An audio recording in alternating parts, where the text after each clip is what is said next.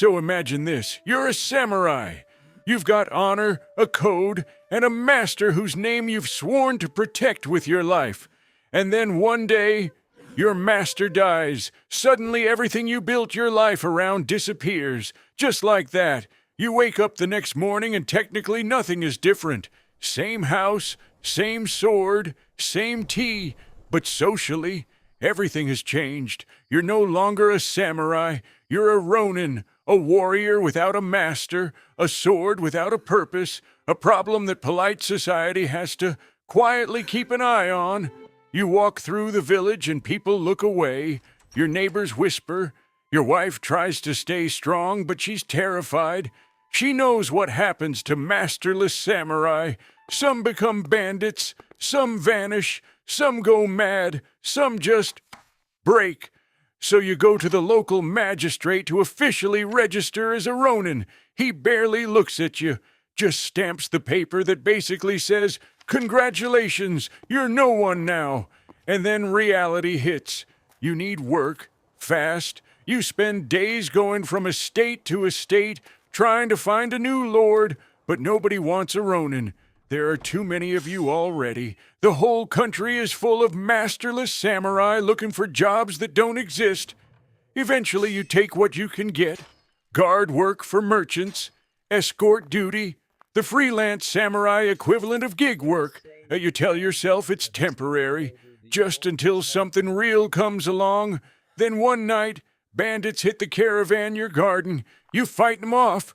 You're trained after all, but when the dust settles, you realize the men you killed weren't bandits at all.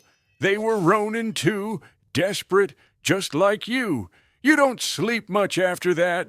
Over time, your jobs get morally strange. One merchant hires you to encourage his competitors. Another wants you to remind someone about a debt. You never cross the line into crime, but you definitely walk right up to it and stare across. Your wife sees the change. You see it in her eyes. She still loves you, but she's scared of what you're becoming. You step outside. She watches from the doorway. The silence between you feels heavier than any armor. The road stretches far ahead. You walk because there's nothing else you can do. Your first attempt is straightforward. Find another lord, offer loyalty, earn a new place in society. But the gate guards don't even pretend to consider your request. Officials reject you instantly. Some even wave you away before you speak. There are too many ronin, not enough positions, not enough trust. Estate after estate, the answer is the same. No, no, no. You feel yourself shrinking each time. Finally, a merchant approaches you on the road, nervous, hesitant, but he needs a guard, and you need coin. You walk beside his caravan, pretending this counts as real samurai work, pretending you're not slipping lower. Then the night attack comes, shadows rushing toward the wagons, blades flashing under the moon. Instinct takes over. You draw your sword and meet the charge with trained precision. The bandits fall quickly. They're sloppy, unprepared, but something feels wrong. When the fighting stops, you notice small details, hair tied like a samurai, worn crests on old belts. The men you killed were ronin too. Just as desperate as you, their choices simply came earlier. The merchant pays you generously, thanking you like a hero, but you can't shake the feeling that you've crossed an invisible line. Walking home, you feel heavier than before. Your steps drag. Shame settles like dust on your shoulders. Your wife notices immediately. You don't speak about it. You don't need to. She can see it in your eyes. Work becomes darker. A merchant hires you not to protect, but to intimidate. You tell yourself it's harmless. It isn't. You stand silently in front of a terrified shopkeeper, offering no threats because you don't need to. The sword at your hip speaks for you. On the walk home that night, you realize you're becoming the ronin people warn their children about. Then one day, a man approaches you. Calm, sharp, disciplined, a ronin but nothing like you've become. His name is Oishi Kuranosuke, and he offers something you thought you'd lost forever. Purpose. You tell your wife you're leaving again. This time, she cries, not because you're going, but because you're finally choosing a path that might destroy you.